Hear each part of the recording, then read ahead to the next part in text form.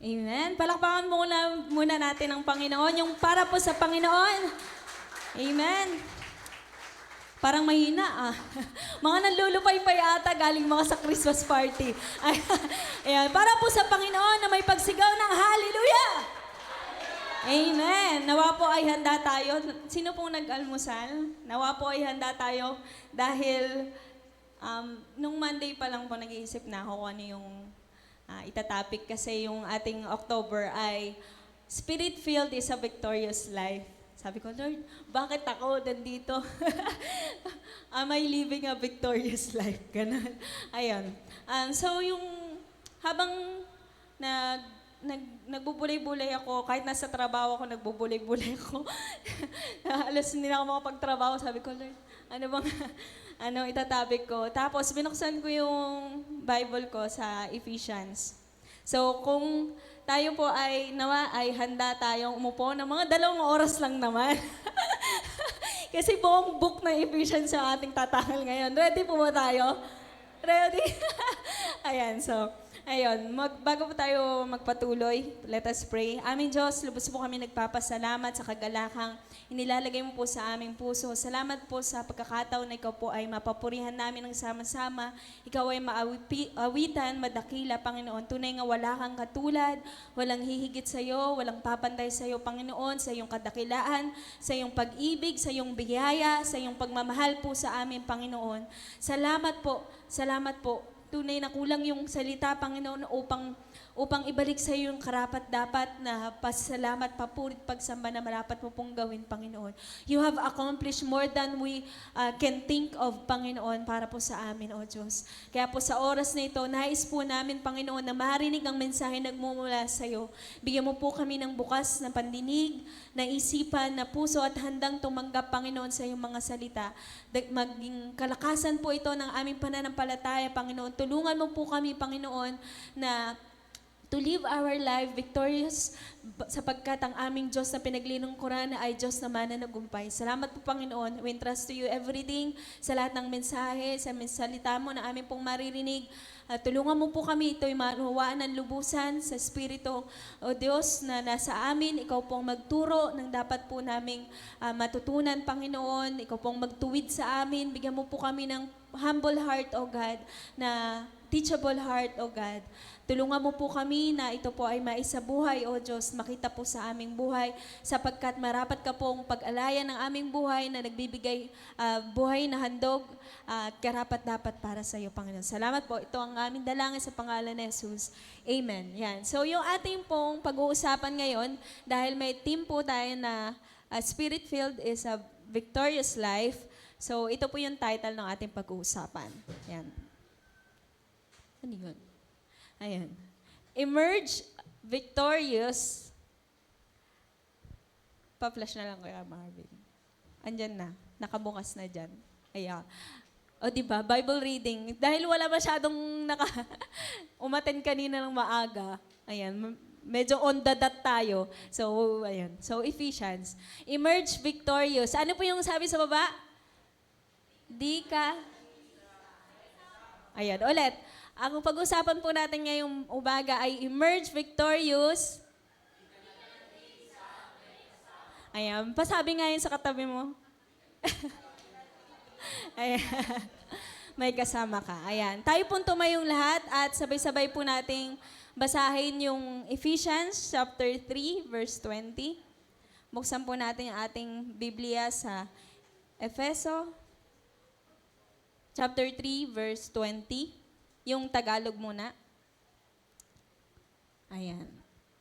Buksan po natin ang ating Biblia. Maganda po na mayroon tayong Bible na hawak kasi sabi ko nga po, buong Bible po yung ating, buong book ng Efeso yung ating pag-uusapan. Ayan. So, Efeso chapter 3 verse 20. Sabay-sabay po nating basahin. Ready? Go! Sa Kanya na makagagawa ng higit pa kaysa maaari nating hilingin at isipin sa pamagitan ng Kanyang kapangyarihang kumikilos sa atin. Amen. Makakaupo na po tayo. Ayan. Onting background lang po sa Efeso. Dahil nakikibasa lang po tayo sa Ephesians, let us know a little bit about Ephesians. Ayan. So, yung Ephesians po ay isinulat ni Apostol Pablo. Ito po ay isinuulat niya nung panahon na siya po ay nakakulong. Ayan. So, nakakulong po siya sa Roman prison after death of Christ ng 60 to 63. And ang recipient po o ang tumanggap po ng sulat na ito ay mga mananampalataya sa Efeso. So yung beginning po ng Ephesians o kung paano po na itatag yung iglesia o yung simbahan ng Efeso ay makatatagpuan po natin yan sa Gawa chapter 18 to 20. So kung paano po nag-minister si Pablo sa mga taga-Efeso. Doon po nag-umpisa yung ministry ng ating mga kapatid sa Efeso. At yung maturity po ng Ephesians ay matatagpuan po sa 1 and 2 Timothy dahil po si Timoteo ay yung sinasabi natin successor ni Paul. So siya po yung inatasan ni Paul na mangalaga sa mga taga-Efeso. Ayan. And God's warning to the Ephesians na matatagpuan po natin sa Revelation chapter 2 verse 1 to 7. So kung makikita po natin, yung aklat ng Efeso, meron po siyang umpisa, kung paano po sila nag-umpisa, yung ministry doon, paano sila nag-mature at hanggang sa dulo. Kung ano yung God's warning ng Diyos para sa kanila. Yung warning ng Diyos para sa kanila is nililimot na nila yung una nilang pag-ibig. Ganon sila kasigasig sa pagmiministeryo, ganon na lang yung karunungan nila na hindi sila na sisilo ng mga false teachings, hindi sila kayang gibain yung kanilang pananampalataya ng mga false teachers. Pero sinasabi ng Panginoon sa kanila, ang ayaw ko sa iyo, nililimot mo ang yung unang pag-ibig. Magsisi ka at bumalik ka sa una mong pag-ibig. Gawin mo yung una mong ginagawa ng kung gaano ka kasigasig. So, yun po yung mga taga-Efeso. So, sa panahon po natin ngayon, it applies pa rin para sa atin. Bakit? Itong JCOD ay natatag dahil din sa Panginoong Hesus. Amen? So, katulad ng mga taga-Efeso, tayo may umpisa rin. Ilang years na nga? 32 years, if I remember it correctly. Ayan. 34 years. Yan, 34 years. So, ayan po, within the 34 years and I think nasa ano pa lang tayo, growing. Wala pa tayo sa maturity. Ayan, nasa growing pa lang tayo. So, ngayon pa lang tayo natututo na lumakad talaga sa plano ng Panginoon. Kasi nakikita natin yung growth ng ating ministry dito sa JCOT. And hopefully, marating natin yung maturity o yung pinaka-destined plan ng ating Diyos dito sa ating iglesia. At ngayon nga po, dako na tayo, let us emerge victorious. Mayroon po tayong 3 pag-uusapan ngayon. So, bago po ako magpatuloy, ayan. So, ano nga po yung ating annual theme ngayon, 2024? Welcome to the Spirit-Filled Life. So, nung January, pinag-usapan natin about the Holy Spirit. Nung February, about Spirit-Filled Word of God. Yung March, sige nga ako natatandaan, ano yung March? Spirit-Filled Prayer Life. Oh, very good si Pastor, alam niya. April, Spirit-Filled. January, February, March. April, Spirit-Filled Worship. 5th, Spirit-Filled Ministry, Spirit-Filled Evangelism, ano yun? Burst for the Better, yeah. Stronger October, Beware November, at Spirit-Filled is a Victorious Life. So, it's, it's a journey na salamat sa Panginoon dahil nandito pa rin tayo. Palakpakan po natin ang Diyos. Amen. And bago matapos yung taong 2024, ang mensahe sa atin ng Panginoon, let us emerge victorious. Na hanggang sa matapos yung taon na to, nasa Panginoon pa rin tayo. Yun nga yung sabi ng song leader natin kanina, no? Tayo'y pinagpala ng Panginoon, sa biyaya ng Panginoon, naririto pa rin tayo. Amen.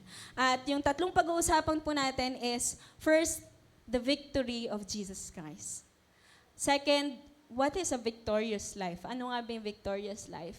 And third, let us emerge victorious. First, this is the victory of Jesus looks like. So, the empty cross, the empty grave, but He is seated at the right hand of God. So, ang Diyos, yung pagtatagumpay ng Panginoong Hesus, tapos na, nangyari na. Yan. Nabasa nga ng ating song leader habang nag-worship lead tayo, binasa niya yung about sa, nung nakapako si Jesus dun sa cross. At sinabi doon, at ang huli, sinabi ng Panginoon, naganap na. Yan, tapos na. So ito yung victory ng Panginoong Hesus. Empty cross, bakit empty cross? Wala na dun si Jesus, okay? Wala na sa cross si Jesus. So kung meron pa tayong cross na nandun si Jesus, wala po dun si Jesus. Empty grave, wala po sa libingan si Jesus. Hindi po siya nanatiling patay. Siya po ay muling nabuhay at siya po ay nakaluklok dun sa kanan trono ng Diyos. At ito po yung sinasabi sa salita ng Diyos sa Ephesians chapter 1, verse 21 to 23. Mula roon ay namumuno si Kristo sa lahat ng paghahari, kapamahalaan, kapangyarihan at pamunuan sa kalangitan. Higit na dakila ang kanyang pangalan kaysa lahat. Amen? Hindi lamang sa panahong ito, kundi maging sa darating.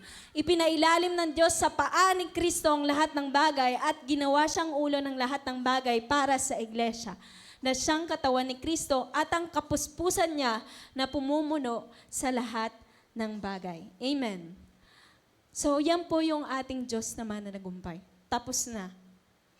At wala na siyang dapat pang laban na dapat panaluin. Tapos na. Panalo na. So, yun yung masasabi natin na kaya dapat purihin ng Diyos. Dapat pasalamatan ng Diyos. Kundi dahil sa biyaya niya, wala po tayo sa lugar na to. Wala po tayong buhay na binagong buhay ng Panginoon. Kundi dahil lamang po sa biyaya ng Panginoon. At sinasabi po sa Ephesians chapter 1 verse 3, purihin ang Diyos at Ama ng ating Panginoong Hesukristo, pinagkalooban niya tayo ng lahat ng pagpapalang espiritual na nagmumula sa langit dahil sa ating pakikipag-isa kay Kristo. Amen. At dahil po sa ginawa ng Panginoong Hesus, yung lahat ng spiritual blessings na kailangan po natin, nandyan na, ready na. Kailangan lamang pong gawin ay abutin sa pamagitan ng ano po, pananampalataya sa Panginoong Hesus. Pakikipag-isa kay Kristo. Ano nga po ba yung mga spiritual blessings? So, yan po yung spiritual blessings. Napakarami po. At more than that, sa book lang po siya ng Ephesians, chapter 1 hanggang chapter 2 lang yan. So, yan lang po yung napili ko. Yan. So, una, na spiritual blessing na kailangan natin malaman, na tinanggap na natin, na madalas nating makalimutan, that we were chosen by God. Hindi pa man tayo pinapanganak.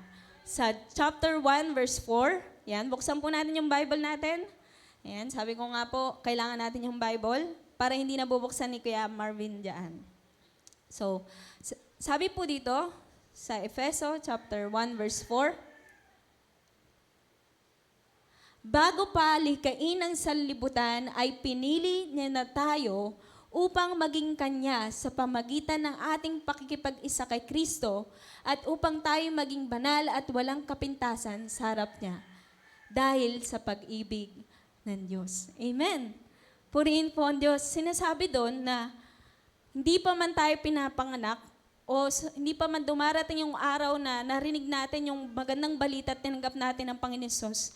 At sinasabi diyan, bago pa man likhain ng mundo, pinili niya na tayo. Amen? Patingin nga, tingnan po natin yung katabi natin. Pinili yan ng Diyos. Amen. Pinili na tayo ng Diyos. At iyon ay tinatamasa lang natin dahil ito yung pinaghirapan ng Panginoon. This is the price that has cost price, which is yung buhay ng Panginoong Jesus. So ito yung premyo ng Panginoong Jesus. Actually, yung premyo ng Panginoong Jesus, hindi siya yung nakinabang eh. Tayo yung nakikinabang. doon sa kanyang pinaghirapan, doon sa krus ng Kalbaryo. And gustong malaman ng Panginoon, gustong ng Panginoon na malaman natin na pinili niya na tayo bago pa mahanlikin ang mundo. At pangalawa is, we are adopted. Ibig sabihin, naging bahagi na tayo ginawang mga anak ng Panginoon. Sa verse 5, pinili niya tayo upang maging anak niya sa pamagitan ni Jesucristo ayon sa kanyang layunin at kalooban. Amen. Kalooban po ng Panginoon na tayo maging mga anak niya. At iyon po ay natamo natin dahil po sa Panginoong Hesus. We are accepted in verse 6. Sa gayon ay purihin ang kalwalhatian ng kanyang kagandahang loob na sagana niyang ibinigay sa atin sa pamamagitan ng kanyang minamahal na anak. Amen. Napakasarap isipin po na tayo ay pinili ng Diyos. Nasa isipan na ng Panginoon, hindi pa man tayo nagiging tao.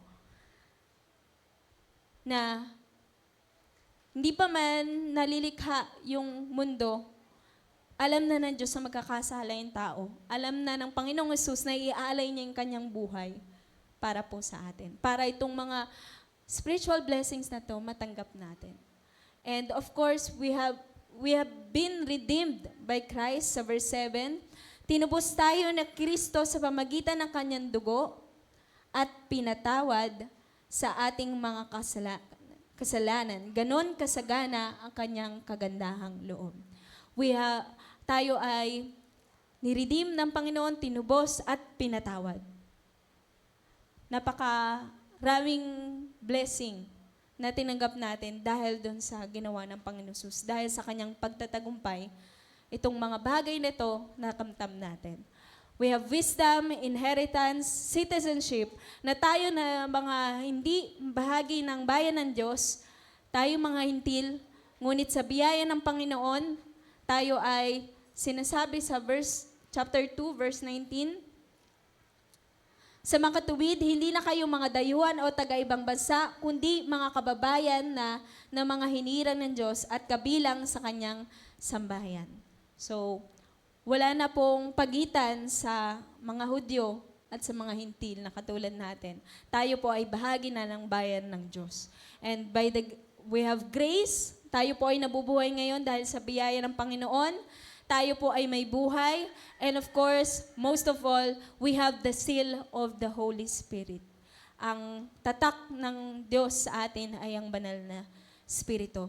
Ito po yung para po sa akin ay pinakadakilang pagpapala na maaari nating matanggap. Yung Diyos, na makapangyarihang Diyos, manahan sa atin. Yung makapangyarihang Diyos na maging tatak natin na kapag nasa atin yung Holy Spirit, tayo anak ng Diyos, tayo ay bahagi ng sambayanan ng Diyos, tayo ay pinatawad, tayo ay tinubos, tayo ay binago, tayo ay pinili. Ano pa yung dapat nating isipin? Ano pa yung dapat nating alalahanin? Itong spiritual blessings na to, nandito lang siya. O imagine nyo lang, nandito siya. And kukuha lang natin siya kapag meron tayong pananampalataya. Yun lang yung tanging bagay na dapat meron tayo, pananampalataya. Si Jesus na yung napako sa krus, si Jesus na yung naghihirap, si Jesus na yung siya'y Diyos, siya'y hari, sinasamba ng libo-libong anghel pero bumaba dito sa lupa upang maghirap. Danasin yung buhay ng isang tao, tanggapin yung parusa na dapat para sa atin. Siya na yung nilibing, siya yung muling nabuhay, siya yung nagtagumpay para po sa atin. Amen? At yung po nawa yung masa isip natin. Kaya yung tanong is, bakit may mga araw na parang hindi tayo victorious? Bakit may mga araw na okay, may mga araw na hindi? Yan. Let us see this next slide. So, if we remember, ito po yung masasabi ko na 4 stations ng Christian life. So, we have salvation, justification, sanctification, and glorification. Yung unang dalawa, salvation and justification, tapos na, naipanalo na. Wala na tayong dapat pang gawin, hindi yung mabubuting gawa natin yung makakapagligtas sa atin kasi tapos na yung dapat gawin para maligtas tayo. Kailangan lang natin manampalataya sa ginawa ng Panginoong Jesus. And we are on this. tayo ay nandito tayo sa marathon ng sanctification. Ayan. Habang nabubuhay tayo dito, araw-araw, para siyang katulad ng isang laban. Kaya minsan may mga araw na tayo'y talunan kasi may mga araw na tayo ay wala lang. Hindi natin ginagawa yan, dapat ginagawa ng isang mananagumpay na Kristiyano. Kaya may mga araw na hindi tayo nananalo kasi hindi natin pinapanalo yung laban. So, let's talk about victorious life. Ayan, ano nga ba yung victorious life? So, mabilis lang po ito. Although buong book po ng Ephesians yung nilagay ko, tinakot ko lang kayo, pero mabilis lang po yung message. So, this is victorious life. Yun. Tatawa-tawa kayo dyan, ha? So, buksan po natin yung ating Bible sa chapter 4 ng Efeso.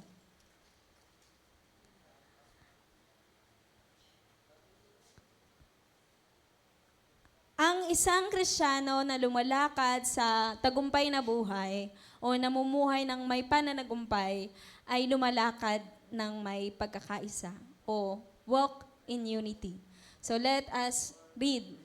Verse 1, sabi po dito, "Kaya't ako na isang bilanggo dahil sa Panginoon ay nakikiusap sa inyo na mamuhay kayo gaya ng nararapat sa mga tinawag ng Diyos. Kayo'y maging mapagkumbaba, mahinahon, matiyaga, magparaya kayo dahil sa inyong pagmamahal sa isa't isa. Sikapin ninyong mapanatili ang pagkakaisang mula sa Espiritu sa pamagitan ng kapayapaang nagbubuklod sa inyo. May iisang katawan at iisang Espiritu, kung paanong may iisang pag-asa na para doon, kayo'y tinawag ng Diyos. May iisang Panginoon, iisang pananampalataya at iisang bautismo, iisang Diyos at Ama nating lahat. Siya ay higit sa lahat, kumikilos sa lahat, at nananatili sa lahat." So yung isang Kristiyano na namumuhay na may pananagumpay ay meron siya ng karakteristik na nakikiisa. So mahalaga sa isang Kristiyano na involved sa kanyang kinabibilangan. So tayo'y bahagi ng pamilya ng Diyos. Let us take part na tipong talagang tayo namumuhay na may kasama. Most of the time, nasa isip lang natin na, ay, pupunta ako ng church, every Sunday lang yon. Tapos pag Monday, Tuesday, Wednesday, Thursday, Friday, Saturday, buhay ko muna. Ako muna. Sinasabi ng Panginoon, kailangan tayong nasa isip natin, nasa puso natin, na may pakikiisa sa kinabibilangang pamilya. So yung pamilya natin, nasa pamilya ng Diyos. At ito yung sinasabi ng Panginoon. Kailangan po nating mamuhay ng nararapat na tulad ng mga tinawag ng Diyos. At ang lahat ng tinawag ng Diyos, gusto niya pong mamuhay ng may pagpapakumbaba, may pagkamahinahon, at matyaga. At ito po yung mahalagang bagay na dapat po nating tandaan. Magparaya kayo dahil sa inyong pagmamahal sa isa't isa. Sikapin po nating mapanatili yung pagkakaisang mula sa Espiritu ng Diyos. So nais po ng Diyos, una, tayo ay maging involved sa family ng Diyos, which is the church. Kailangan po nating lumakad, makiisa. Ano po ba yung ginagawa ng church ng Diyos? Ano ba yung dapat gawin ng church ng Diyos? Sinasabi po sa salita ng Diyos na lahat po tayo na naririto ay tumanggap ng kaloob mula sa Panginoon upang gawin po natin yung ating dapat gawin upang yung katawan ng Panginoong Hesus ay maging malusog, lumago, at gawin yung dapat gawin. Kasi po si Jesus yung ulo ng ating church. Si Jesus ay mananagumpay. Hinihingi ng Diyos na yung church ay magkaroon ng pagkakaisa. Kasi kung tayo po ay magsisilipan, ito, lagi na lang wala, ito, lagi na lang, nandyan, busy, Pag may event, sobrang busy. Pag wala ng event, nawawala. Ganun. So, sinihilingi po ng Panginoon na lumakad po tayo ng may pagkakaisa. At gawin po natin yung part natin. Ano po ba yung kaloob ng Diyos na ibinigay po sa atin? Ano po yung kakayanan na binigay sa atin ng Panginoon? Kung tayo ay binigyan ng Panginoon ng magandang tinig, puso na gustong magpuri, sumamba sa Panginoon, gamitin po natin yung mga talents natin. Kung tayo po ay nakakatagal sa panalangin ng 8 hours, di ba? So, gamitin po natin. Kung tayo po ay nakakatagal may ilig po tayong makahilubilo sa mga tao, madali tayong makibagay, gamitin po natin yung character na yon, yung skills na yon na ibahagi yung salita ng Diyos. Kung tayo po ay nagtatrabaho, gawin po natin ng marapat yung trabaho natin. Kasi po, yun yung hinihingi ng Panginoon. Na kung ano yung kaloob na binigay sa iyo ng Panginoon, gamitin natin para mapalakas yung katawan ng Panginoong Hesus. Para tayo po ay magtulungan at hindi magsiraan. Tayo po ay magmahalan at hindi mag-away-away. So, yun po yung nainas ng Panginoon. Medyo mababaw lang po ito at paalala lang po talaga sa atin na kailangan po natin lumakad ng mamuhay ng may pagtatagumpay. Yun po yung hinihingi ng Panginoon. Let us walk, mamuhay tayo na may pagkakaisa. And of course, second is, let us put on a new man. Tayo po ay binago ng Panginoon. Yung tayo po ay dating alipin ng kasalanan, pinagtagumpayan na ng Panginoon yon. Tayo nilipat na mula sa pagkaalipin ng kasalanan, nilipat na po tayo sa ilalim ng Panginoong Hesus. Siya po ay mananagumpay na Diyos. Mula sa kadiliman, nilipat na po tayo sa liwanag. Mula sa pagiging kaaway ng Panginoon, tayo po ay naging mga anak ng Diyos. Kaya paalala ng Panginoon, habang dumarating yung mga araw, habang lumilipas yung mga araw, ito po yung sinasabi sa chapter 4, verse 17 to 32. Sa pangalan ng Panginoon, binababalaan ko kayo, huwag na kayong mamuhay tulad ng mga hindi sumasampalataya. Walang kabuluhan ang kanilang iniisip at wala silang pangunawa. Una po, huwag na po tayong mamuhay na huwag na po nating tingnan yung dati nating buhay. Huwag na po nating balikan yung dati nating buhay. Huwag po nating i-compare yung ating buhay sa mga hindi nananampalataya. Huwag po nating sundan kung ano yung trending ng mundo. Ang sinasabi ng Panginoon, mamuhay tayo na tulad ng isang mananampalataya. Mamuhay tayo ng may pangunawa. Dahil sa kanilang kamangmangan at katigasan ng ulo, wala silang bahagi sa buhay na kaloob ng Diyos. Sila'y naging alipin ng kahalayan at wala na silang kahihiyan. Wala na silang inatubag, kundi pawang kalaswaan. Hindi ganyan ang natutunan ninyo tungkol kay Kristo. Napakinggan na ninyo ang aral ni Jesus at natutunan na ninyo ang katotohanang nasa Kanya. Iwan na ninyo ang dating pamumuhay. Hubarin ninyo ang inyong dating pagkatao na nasisira dahil sa masasamang pagnanasa. Magbago na kayo ng diwa at pag-iisip. At ang dapat ninyong isuot ay ang bagong pagkatao na nilikhang kalarawan ng Diyos at nahahayag sa matuwid at banal na pamumuhay ayon sa katotohanan. So yun po yung nais ng Panginoon na ang isang victorious life ay lumalakad ng isang buhay na binago ng Panginoon. So kailangan po natin talikuran yung ating mga dating pamumuhay.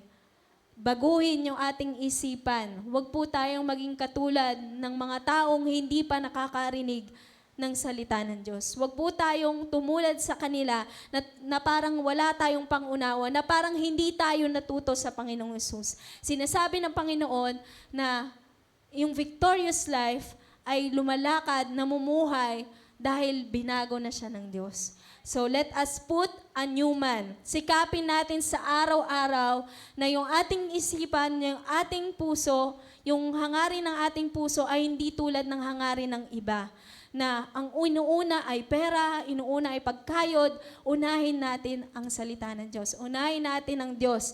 Dahil sa Diyos, natin matatagpuan yung lahat ng bagay na kailangan natin. Wala tayong dapat na alalahanin, ipangamba, kundi dapat unahin natin yung kanyang kaharian at katwiran at lahat ng bagay daragdag sa atin. Kailangan nating gawin ay mamuhay na tulad ng isang binago ng Panginoong Hesus. So wag nating kalimutan. Ito po ay paalala lang sa atin. Hindi ito bago sa atin. Hindi ito bagong aral sa atin. Pinapaalala lang ng Panginoon. Lilipas yung araw, yung buwan, yung taon. Sinasabi ng Panginoon, let us live our life victoriously. Kailangan po natin sikapin na mamuhay ayon sa mga binagong buhay ng Panginoon. And third, let us walk in love. Chapter 5, verse 1 to 7. Yamang kayo'y mga anak na minamahal ng Diyos, tularan ninyo siya. Mamuhay kayo ng may pagmamahal tulad ni Kristo. Ulit ko po. Sabay-sabay po nating basahin. Verse 2. Everybody read. Mamuhay kayo ng may pagmamahal tulad ni Kristo dahil sa kanyang pagmamahal sa atin, inialay niya ang kanyang buhay bilang mabangong alay at handog sa Diyos. Amen. So yun po yung itinuturo ng Diyos sa atin. Ang isang Kristiyano na namumuhay ng may pagtatagumpay ay namumuhay sa pag-ibig. Namumuhay sa pag-ibig ng Diyos. Tinutularan kung paano umibig ang Diyos. Paano nga ba umibig ang Diyos? Yung pag-ibig ng Diyos ay napakasagana. Yung pag-ibig ng Diyos, hindi pa man nalilikha yung langit at lupa, hindi pa man natatapos, hindi pa man nagkakasala yung tao. Yung pag-ibig ng Diyos, inialay niya na yung kanyang buhay. At yung buhay niya, kahit alam niyang matigas ang ulo ng mga tao, sila'y magkakasala. Bakit ba nilikha pa ng Panginoon? Kung ganon, bakit nilikha pa ng Panginoon ang tao kung alam niya ng magkakasala? Kasi alam niya, ikaw at ako, mananampalataya sa Kanya. Amen? Kasi kung sinukuha na tayo ng Panginoon, ay, hindi ko na pala lilikayin yung tao. Magkakasala lang din naman. Iaalay ko pa yung buhay ko. Matitigas din naman ang mukha nila. Matitigas din ang puso nila. Babalik sa akin, tas tatalikod. Mananalangin sa akin, hihingi ng tawad, pero magkakasala ulit Monday. So, kung iisipin ng Panginoon yon, hindi niya gagawin. Hindi niya lilikain yung tao. Pero ang nasa isip ng Panginoon, yung mga taong mananampalataya sa Kanya. Alam niya na hindi lahat ng tao mananampalataya sa Kanya, pero dahil sa kanyang pag-ibig, inalay niya yung kanyang buhay para yung kaligtasan ay makamit ng tao. At makakamit lang yon ng mga taong nananampalataya sa Kanya. Kaya sinasabi ng Panginoon, lumakad tayo ng tulad ng may pag-ibig. Pag-ibig na tulad ng sa Panginoong Hesus. Yung hindi mo iniisip kung karapat dapat ba o hindi yung tao na mahalin. Yung pag-ibig ng Panginoon, hindi siya kayang, unconditional siya. Hindi siya, wala siyang qualification kung kaibig-ibig ba yung tao o hindi. Hindi niya iniisip yon. Ang iniisip niya, mahal niya tayo. So nawa po, mamuhay tayo na may pag-ibig ng katulad ng Panginoong Hesus. Wag nating piliin yung mga dapat nating ibigin. Lalo na po when it comes to our relationship. Sa ating family, sa ating friends. Ang isang Kristiyano, hindi basta-basta pumuputol ng relasyon. Hindi pwedeng sukuan yung mga relasyon. Kasi dapat tayong mamuhay na katulad na may pag-ibig. Pag-ibig ni Kristo. Yung pag-ibig ni Kristo, kung puputulin lang ng Panginoon yung kanyang pag-ibig, tapos na, wala na. Hindi na aabot sa atin. Kasi hindi tayo karapat-dapat eh. Walang kahit na sinong karapat-dapat. Kung yun yung qualification ng Panginoon upang ibigin tayo, wala na, tapos na. Walang maliligtas. Kaya ang nais ng Panginoon sa atin, mamuhay tayo sa pag-ibig. Pag-ibig na katulad ng sa Panginoong Hesus. Yung pag-ibig na handang magsakripisyo, handang magpatawad, magparaya, kasi yun yung pag-ibig ng Panginoon. Hindi tayo sa tao nakatingin, tayo nakatingin sa Diyos. Kung tutularan natin yung isa't isa, wala tayong pupuntahan. Kaya kailangan nating tularan ang Panginoong Hesus. Paano siya umibig? Paano siya nabuhay? Yung buhay ng Panginoong Hesus dito sa lupa, 33 years. Sa 33 years, Inalay niya yung kanyang buhay. Siya ay namuhay na katulad ng isang anak. Siya ay nagtrabaho. Pero hindi doon natapos. Ang ginawa niya, yung kalooban ng Panginoon. Yung kalooban ng Diyos ay ialay yung kanyang buhay para sa ikaliligtas ng lahat. Ganon kalaki yung pag-ibig ng Diyos na hanggang ngayon nararanasan pa natin. So hindi siya napuputol. Nawa Paul, mamuhay tayo na may pag-ibig. Mamuhay tayo na may pag-ibig. Yun po ang sinasabi ng Panginoon. Huwag po tayong, yung uso ngayon, yung self-love. Naiintindihan ko, self-love, na kailangan mahilin yung sarili. Pero bilang mga Kristiyano, sino yung dapat una nating iniibig? Ang Diyos. Pangalawa, hindi tayo. Iniibig natin yung kapwa. Katulad ng ating sarili. So dapat love God, love your neighbor, love yourself.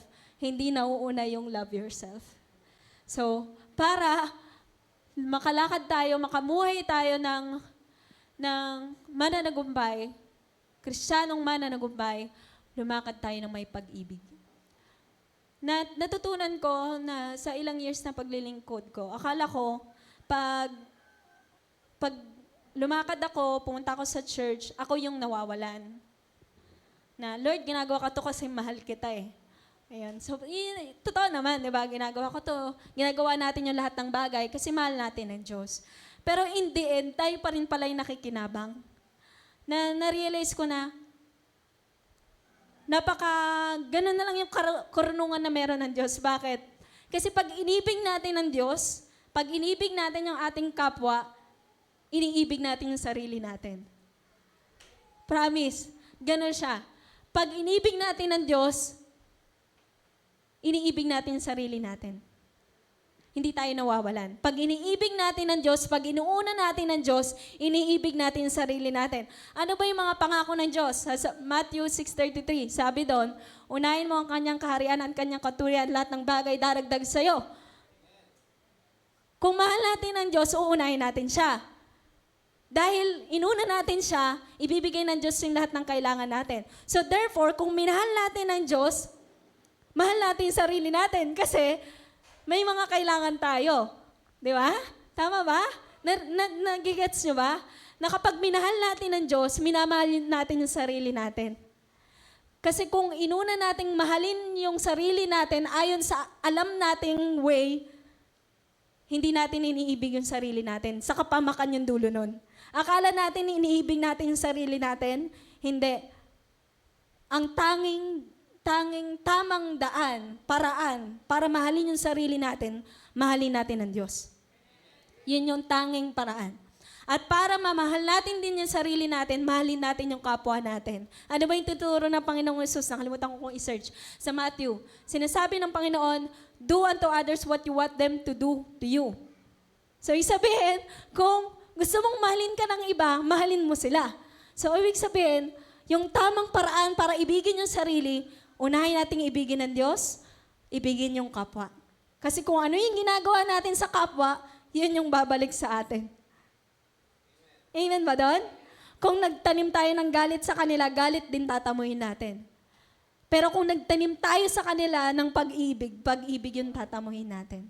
Hindi man sila yung tao na magbabalik sa atin, magbibigay ang Diyos sa mga tao magmamahal sa atin, na mag-aalaga sa atin. Kasi nasa pamilya tayo ng Diyos. Nandito tayo para magmahalan, nandito tayo para tulungan yung isa't isa.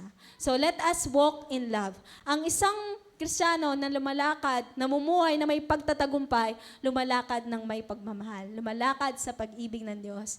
Amen. And let us walk in light. Verse 18 to 14.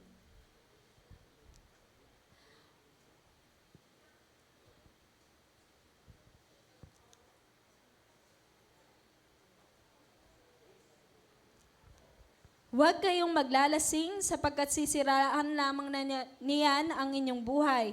Sa halip ay dapat kayong mapuspos ng Espiritu sa inyong Ano bang verse yung nilagay ko doon? Tama. 8 to 14. 8 pala.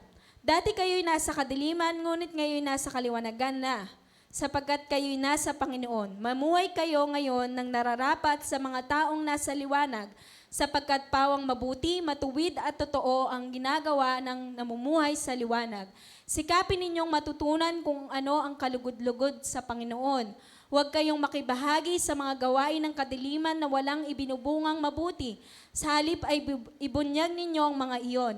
Kaya ang mabanggit man lamang ang mabagay na iyon na ginagawa nila ng lihim. Ang lahat ng nalalantad sa liwanag ay nakikilala kung ano talaga iyon. At nalalantad sa lahat dahil sa liwanag. Kaya't sinasabi, gumising ka, ikaw na natutulog, bumangon ka mula sa libingan at liliwanagan ka ni Kristo. Sa'yo. Mamuhay po tayo sa liwanag. Ang ibig sabihin lang po nun is gawin natin, mamuhay tayo ng matuwid, ng banal at karapat-dapat, na may patotoo sa Diyos na sa ibang tao na tayo'y lumalakad, tayo'y mga naliwanagan, tayo'y mga binago ng Panginoon. Maging pag-asa tayo sa iba na, ay, yung buhay ko pala, may pag-asa pang mabago. Di ba po? So, sinasabi nga ng Panginoon, tayo'y maging ilaw ng sanlibutan. So, mamuhay po tayo sa liwanag, mamuhay po tayo ng may katuwiran, katanggap-tanggap, kalugod-lugod sa harap ng Panginoon. And of course, let us walk in wisdom. Verse 15 to 21. Kaya't mag-ingat kayo kung paano kayo namumuhay. Mamuhay kayong tulad ng matatalino at di tulad ng mga mangmang. Gamitin ninyo ng lubusan para sa mabuti ang bawat pagkakataon, sapagkat puno ng kasamaan ang kasakalukuyang panahon. Huwag kayong maging hangal. Sa halip, unawain ninyo kung ano ang kalooban ng Panginoon. Huwag kayong maglalasing sapagkat sisiraan lamang niyan ang inyong buhay. Sa halip ay dapat kayong mapuspos ng Espiritu. Sa inyong pag-uusap, gumamit kayo ng mga salmo, mga himno, mga awiting espiritual. Buong puso kayong umawit at magpuri sa Panginoon. Lagi kayong magpasalamat sa Diyos na ating Ama dahil sa lahat ng bagay sa pangalan ng ating Panginoong Hesukristo. Amen. Let us walk in wisdom. Yung wisdom na meron po tayo, yung karunungan na meron tayo na tao ay limited. Hindi po natin nakikita, nauunawaan ang bagay na hindi natin nakikita. Tama po ba? Simpleng halimbawa na lang po. Sa isang pamilya, for example, uuwi ako sa bahay, tapos makikita ko, parang malungkot si mama, ganun. Hindi ko mauunawaan, hindi ko malalaman kung ano yung dahilan. Kung hindi ko siya tatanungin. Tama po ba? Ganun yung karunungan tayo. Pwede tayo mag-assume, pwede tayo mag-kuro-kuro, kung ano yung mga nasa isipan natin. Bakit kaya ginawa niya yun? Bakit kaya niya sinabi yun? Bakit ba siya nagagalit? Limited yung karunungan na meron tayo. Pero kung tayo ay lumalakad sa karunungang mula sa Diyos, magkakaroon tayo ng discernment. Kasi ang Diyos, hindi siya limited eh. Hindi siya limited ng nakikita lang eh. Siya ay beyond that. Yung mga bagay na hindi natin nakikita, na hindi natin lubos maisip, alam niya. So kailangan, ang kinoconsult natin, lagi natin sinasangguni, ang Diyos. Kasi siya lang yung nakakaalam ng lahat ng bagay. Kung paano tayo mamuhay, kung paano dapat tayo tumindig, lumakad, sumunod, maglingkod. Kung paano tayo makahalubilo sa mga tao, kung paano natin sila pakakitunguhan. Kasi kung tayo sa karunungan lang natin, limitado. Kaya minsan nagagalit tayo eh. Kasi yun yung alam natin eh. Pero hindi natin alam, may iba palang pahiwatig yung may iba pala silang dahilan kung bakit sila nagagalit or bakit nila sinasabi yon. Kasi limited nga yung karunungan na meron tayo. So, kailangan natin sumangguni sa Panginoon. Kailangan natin na magtanong sa Espiritu ng Diyos kung paano ba talaga dapat tayo mamuhay. Okay lang mabuksan natin sa English yung chapter 5.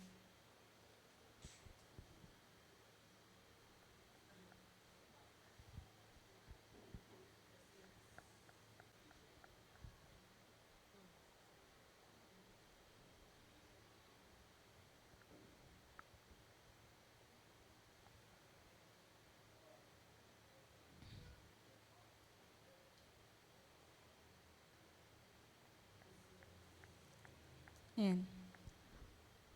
Verse 15. See then that you walk circumspectly, not as fools but as wise, redeeming the time because the days are evil.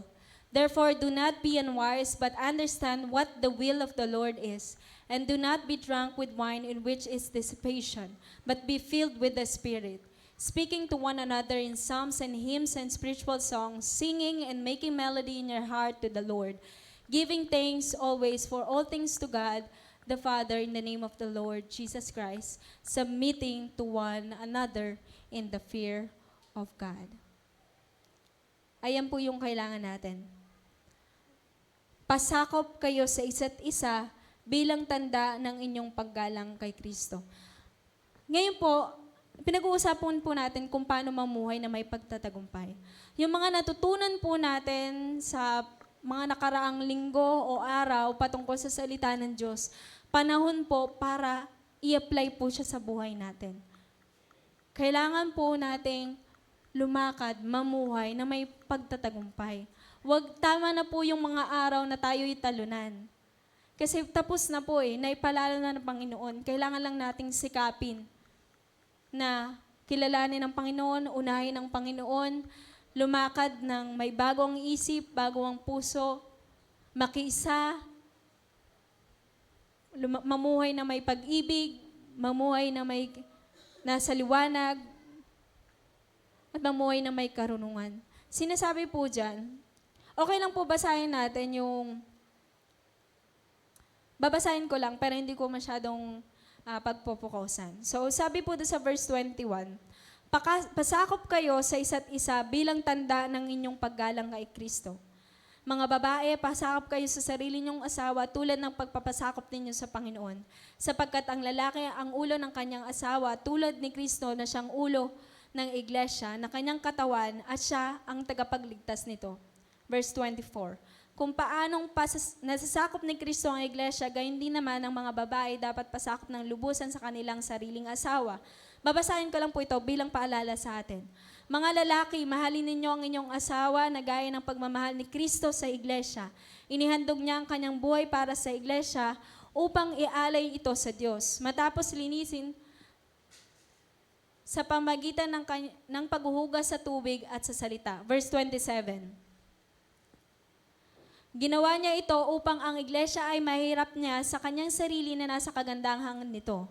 Walang anumang dungis na ni kulubot man, banal at walang anumang kapintasan. Gayon din naman, dapat mahalin ng mga lalaki ang kanilang asawa tulad ng sarili nilang katawan. Ang lalaki nagmamahal sa kanyang asawa ay nagmamahal sa kanyang sarili. Ayan, inuulit ko po. Ang lalaki nagmamahal sa kanyang asawa ay nagmamahal sa kanyang sarili. Walang taong namumuhay sa sarili niyang katawan. Sa halip, ito'y kanyang pinapakain, inaalagaan tulad ng ginagawa ni Kristo sa iglesia. Tayo nga'y mga bahagi ng kanyang katawan. Verse 31. Gaya ng sinasabi sa kasulatan, dahil dito, iiwan ng lalaki ang kanyang ama't ina at magsasama sila ng kanyang asawa at silang dalawa ay magiging isa. Mayroon ditong malalim na hiwaga at sinasabi ko na ito ay tumutukoy sa kaugnayan ni Kristo sa iglesia. Subalit ito'y para din sa inyo. Kayong mga lalaki, mahalin din niyo ang inyong asawa gaya ng inyong sarili. Ang mga babae, igalang ninyo ang inyong asawa. Chapter 6. Verse 1. Mga anak, sundin ninyo ang inyong mga magulang, alang-alang sa Panginoon, sapagkat ito ang nararapat. Igalang mo ang iyong ama at ina. Ito ang unang utos na may kalakip na pangako. Magiging maganda at mahaba ang iyong buhay sa lupa. Mga magulang, huwag ninyong ibuyo sa paghihimasik laban sa inyo ang inyong mga anak.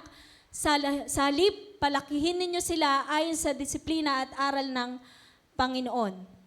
Verse 5, mga alipin o mga nagtatrabaho, sundin ninyo ang inyong mga amo dito sa lupa ng may buong katapatan, takot at paggalang na parang si Kristo ang siya ninyong pinaglilingkuran. Gawin ninyo iyan may nakakakita man o wala, hindi upang mapuri ng mga tao, kundi dahil kayo mga lingkod ni Kristo at buong pusong sumusunod sa kalooban ng Diyos.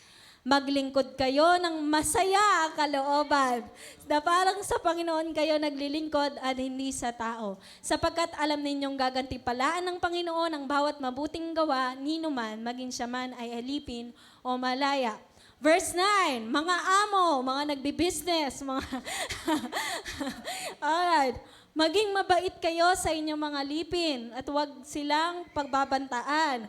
Huwag ninyong kalilimutan na kayo'y parehong alipin ng iisang Panginoon na nasa langit at pantay ang kanyang pagtingin sa inyo. Ayan. Napaka-practical po ng salita ng Diyos. Straightforward. Itinuturo sa atin kung paano mamuhay ng may pagtatagumpay. Sa mag-asawa, sa mga magulang, sa mga anak, sa mga nagtatrabaho, sa mga masters, sa mga nagbi-business. Napaka-straightforward. Lahat ng tao talaga, binanggit niya. Diba? Kasi nais ng Diyos na yung lahat ng natutunan natin sa Panginoon, may apply natin sa buhay natin. Madali lang naman po bang sundin? Madali po bang sundin? Amen. Sinasabi po sa salita ng Diyos. Ayan, hanapin ko lang Alam ko sa Pedro yun eh.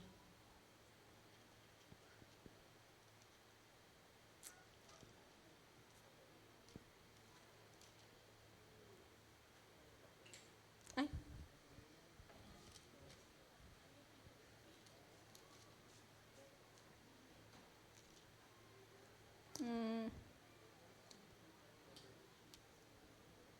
Ay, hindi ko na mahanap.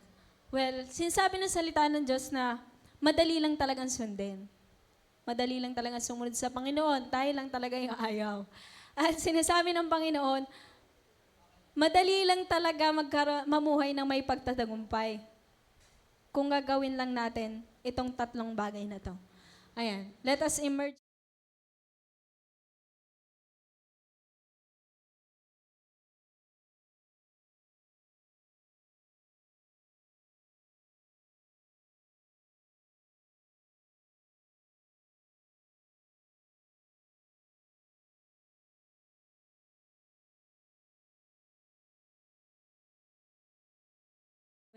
Itong mga bagay na to.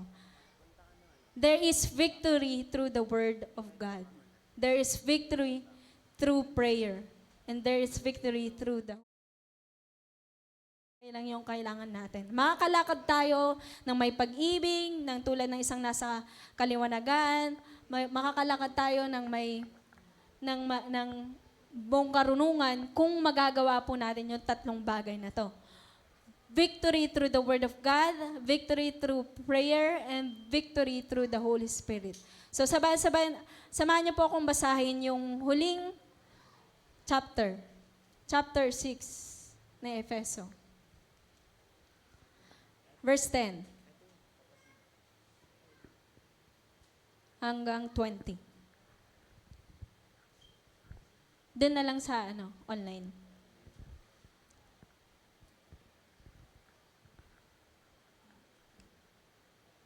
Verse 10.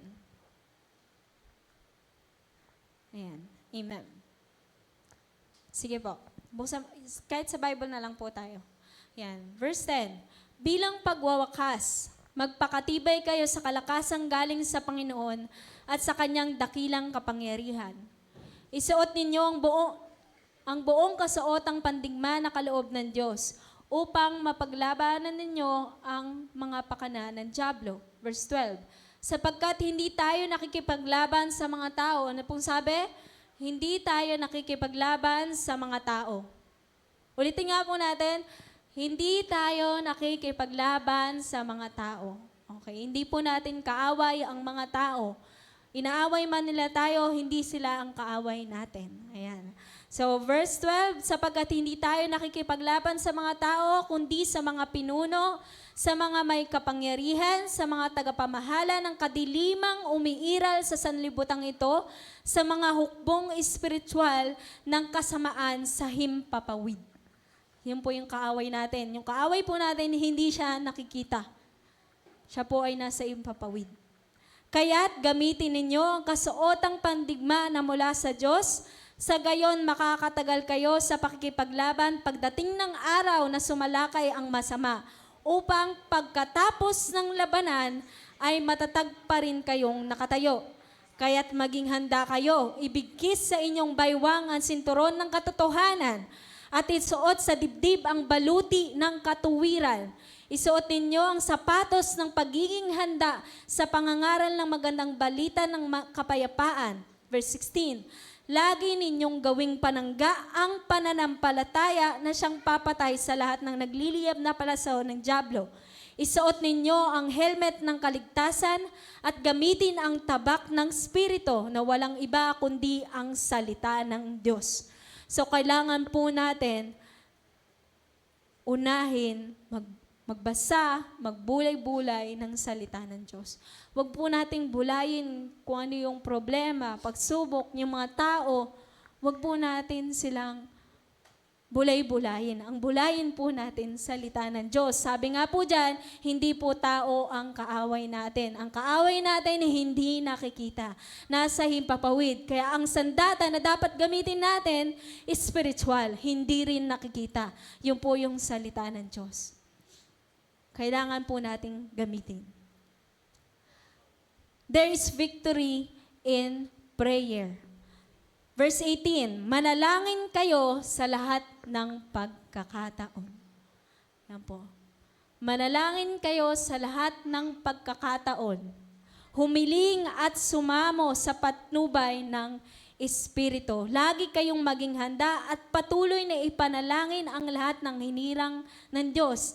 Ipanalangin din ninyong ako'y pagkalooban ng wastong pananalita upang buong tapat kong maipahayag ang hiwaga ng magandang balitang ito. Dahil sa magandang balitang ito, ako isinugo at ngayon nakapalanggo. Kaya't ipinalangin niyong maipahayag ko ito ng buong tapang gaya ng nararapat. Si Pablo po, yung itong sulat na to, grabe yung encouragement na meron itong sulat na to. Paalala, pagtutuwid para sa mga taong malaya. Siya po na nakakulong ay namumuhay ng malaya. So tayo po ay malaya. Malaya spiritual, malaya din po tayo.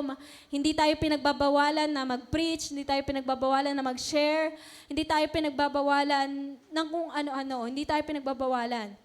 Malaya tayong magpahayag, magpatotoo yung buhay natin, patutuhanan natin na ang Diyos na meron ako ay Diyos na buhay. Yung Diyos na meron ako, binago yung buhay ko na parang walang pag-asa. Kailangan lang po natin, huwag po nating isipin tayo talunan. Tayo po ay anak ng Diyos. Tayo po ay bahagi ng bayan ng Diyos. Ang ating Diyos na pinaglulungkuran ay Diyos na managumpay. Kaya dapat ang mga Kristiyano namumuhay ng may pagtatagumpay. So, ang kailangan po natin gawin, hindi na po tayong kailangan ipako sa krus. Hindi po tayo araw-araw nagpapasan ng krus na literal. Ang kailangan lang nating pasanin ay, sabi ng salita ng Diyos, sabi ng Panginoon Jesus, sumunod sa Kanya, pasanin ang krus sa araw-araw. Hindi siya literal na krus, tapos na yon.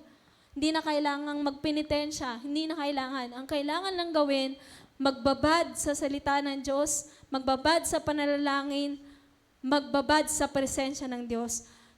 Kailangan po natin ng Holy Spirit. Kailangan po natin magpakapuspos, lalo na po sa panahon na to. Maybe sa buhay po natin, may mga araw talaga na hindi natin nagagawa. Pero tapos na yun. Ngayon na yung araw, ngayon na yung time para baguhin yun. Tama po ba? Sa mga natitirang araw, ngayon po ay December 15. 10 days na lang, Pasko na. At ilang araw na lang, 16 days na lang, matatapos na naman yung 2024. Hihintayin pa ba natin yung January 1, 2025 para magbago? Hindi po. Ang isang Kristiyano, kung kailan niya narinig yung pag-alaala, pagtuturo, pagtutuwid ng Panginoon, yun yung araw. Hindi natin kailangan ng New Year's resolution. Hindi natin kailangan ng araw na, Lord, tsaka na, pagka-graduate ko na. Hindi po. Hindi natin alam kung hanggang kailan na lang tayo mabubuhay. Hindi natin alam kung kailan babalik ang Panginoon. Kaya kung ngayon po, tinuturuan tayo ng Panginoon na mamuhay na ayon sa nararapat, sa mga tinawag ng Diyos, mamuhay po tayo ng nararapat. Lumakad po tayo sa katuwiran, lumakad po tayo na puspos ng Banal na Espiritu kasi hindi po natin alam kung kailan yung laban. Sa isang tumatakbo po sa isang marathon, hindi po siya naghahanda sa araw mismo ng pagtakbo. Hindi po. Nagtitrain siya araw-araw, tumatakbo siya araw-araw.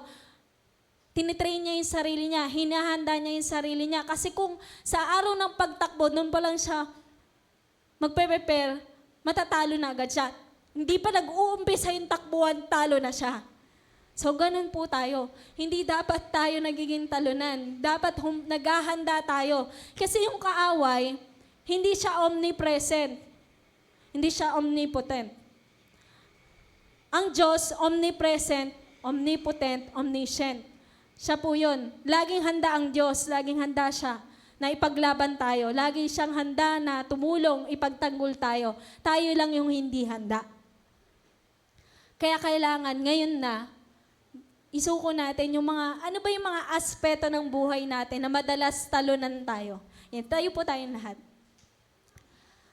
Isipin po natin, ano ba yung nagkukos? Bakit may mga araw na feeling natin talunan tayo? Feeling natin nagagapi tayo ng alalahanin sa buhay, ng mga kinakaabalahan natin. Ano pa yung nakakagapi sa atin? Maybe ng trabaho, sobrang laki ng oras na kakain. Pag uwi natin, pagod na tayo. Ano pa? Kasalanan? Ayan. Sinabi nga natin, tagumpay na. Wala na, tapos na. Wala nang kapangyarihan sa atin yung kasalanan. Wala nang kapangyarihan sa atin yung kaaway. Wala na anuman sumpa. Wala na dapat anumang paghihirap. Kundi dapat nasa atin na yung lahat ng blessing na pinaghirapan ng Panginoong Hesus. Nandyan na, tapos na. Kailangan lang natin manampalataya, kailangan lang nating panghawakan yung sinasabi ng salita ng Diyos. Kailangan nating dagdagan yung pananampalataya natin na ang Diyos na pinaglilingkuran natin ay Diyos ng mananagumpay. Ang Diyos na mananagumpay ay kasama natin araw-araw. Victory is in God through Jesus. Let us be Spirit-filled, be victorious. Kapag nagawa natin ito, hindi na tayo magiging talunan sa kahit anumang araw. Magiging handa tayo sa oras na sumalakay ang kaaway. Sa oras na dumating yung pagsubok, hindi tayo magiging talunan. Hindi tayo magiging magagapi ng anuman, kundi magtatagumpay tayo. Kasi ang kasama natin, ang tumutulong sa atin, ang Diyos na mananagumpay. Sige po, pikit po tayo. Isipin natin, ano ba yung mga bagay sa buhay natin na madalas nagagapi tayo, talunan tayo, isuko po natin sa Diyos. Kasi po, ang isang laban sa buhay, may papanalo lang sa pagsubok sa Panginoon. Ito lang yung tanging laban na kapag sumuko ka, mananalo ka. Kaya kailangan isuko natin sa Panginoon. Sige po, pikit tayo. Bago matapos yung taon na to, ano ba yung mga bagay na gusto natin isuko sa Panginoon? Ipagkakatiwala sa Panginoon na, Lord, gusto ko na pong mamuhay na katulad ng isang Kristiyanong nananagumpay, lumalakad sa kaliwanagan, sa katuwiran, lumalakad sa pag-ibig mo, Panginoon, lumalakad, O Diyos, sa plano mo, sa kalooban mo. Nais mo po sa amin, Panginoon, hindi kami manatili sa aming kalagayan na ito, Panginoon, sa halip. Nais mo kami, Panginoon, na magtagumpay, O Diyos. Sapagkat ang lahat ng bagay na kailangan namin ay pinagtagumpayan na ng Panginoon. Wala na po kaming ibang dapat pang paghirapan, kundi kami po'y maging matyaga, O Diyos, sa bawat araw na sikapin, hanapin, alamin ang iyong kalooban, Panginoon. Ito po'y mangyari sa buhay namin, O Diyos. Sige po, let us come into the presence of God. Isipin po natin yung mga bagay.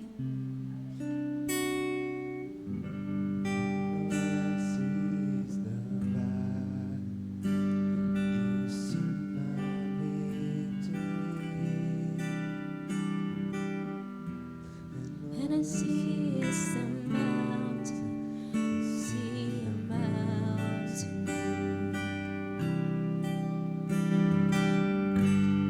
As I walk through the shadow, your love surrounds me. Yes, Lord. Thank you so much, Lord. There's nothing to fear now, for I am safe with you. Oh, when I fight on my knees, with my hands lifted high. Oh God, the battle belongs to you, and every fear I lay at your feet. I'll see through the night. Oh God, the battle belongs to you. Sige po, isipin po natin, ano ba yung mga bagay na nais po natin isuko sa Panginoon? Ano po yung mga bagay sa buhay natin na nais po nating ipanalo? Isuko po natin sa Panginoon. And if you are for me, who can be against me?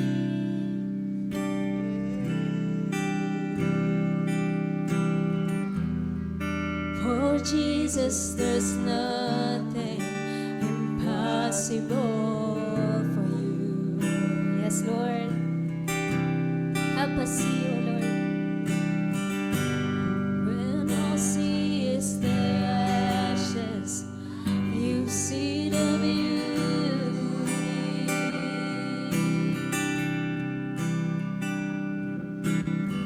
When all I see is a cross, God, you see the empty tomb.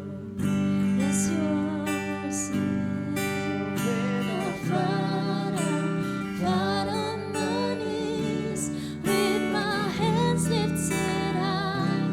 Oh God, the battle belongs to you, and every fear I lay at your feet. I'll sing through the night. Oh God, the battle belongs to you, Almighty fortress. Almighty fortress, you go before us. Nothing can stand against the power of our God. You shine in the shadow, you win every battle.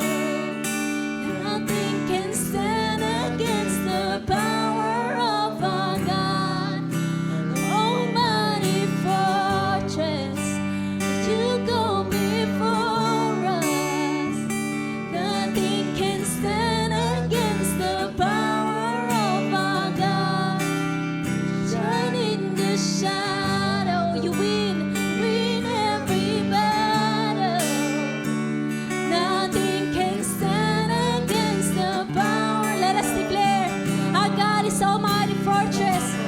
Fortress, you go before us. Nothing can stand against the power of our God. You shine in the shadow. You win every battle. Nothing can stand against the power of our God. So when I fight, come on, let us declare. Fight on my knees, with my hands lifted high. Oh God, the battle belongs With all the to heart. you, and every fear I lay at your feet. I'll sing through the night.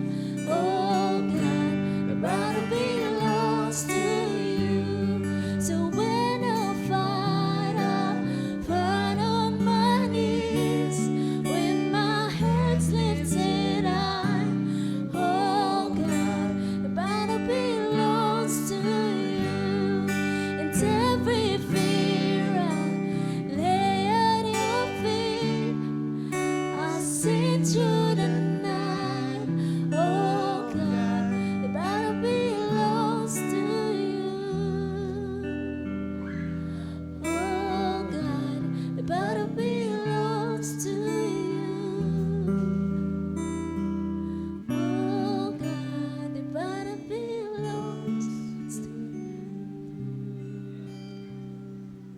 Let us praise in the silence. Lord, thank you so much.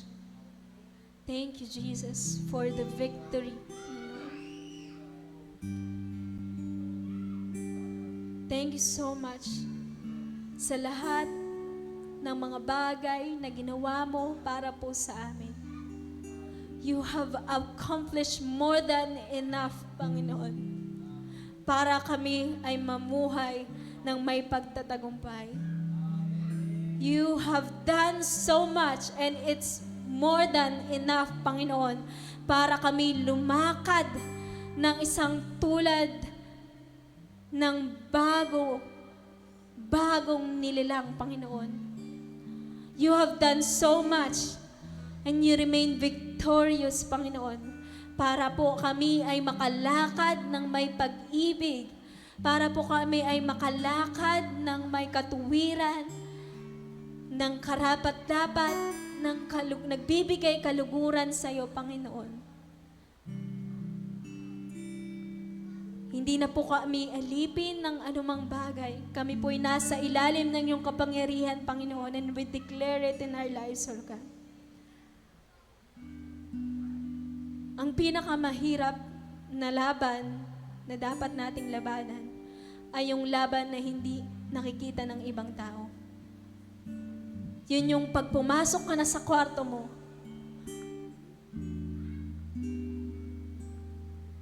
lumuhod sa Diyos, isuko sa Panginoon. Iyon yung laban na tiyak mananalo tayo. Sapagkat ang Diyos na tinatawagan natin ay Diyos ng mananagumpay. Tigil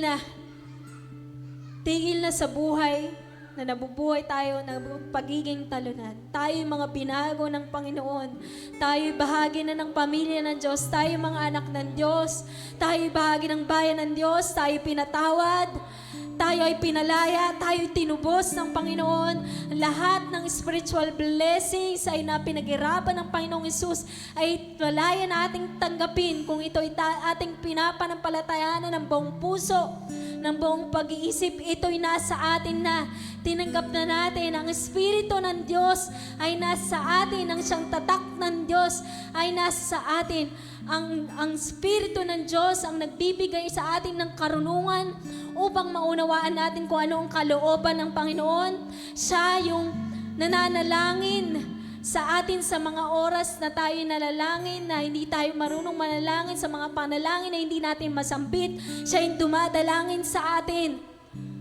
Ito yung tagumpay na nais ng Diyos na kamtan natin. This is the battle na kailangan nating ipanalo sa araw-araw.